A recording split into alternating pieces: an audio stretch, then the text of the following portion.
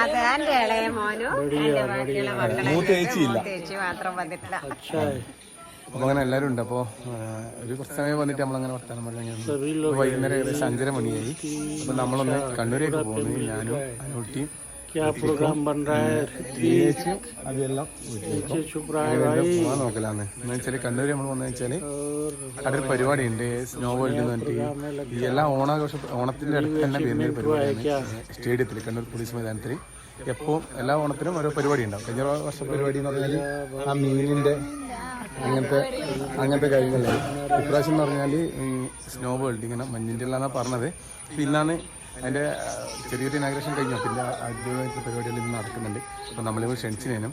അപ്പോൾ കവിക്കുന്നതിന് രാവിലെ ചെറിയ ക്ഷണങ്ങളെല്ലാം നമുക്ക് കുറച്ച് ദിവസം കഴിഞ്ഞിട്ട് എല്ലാവർക്കും കൂടി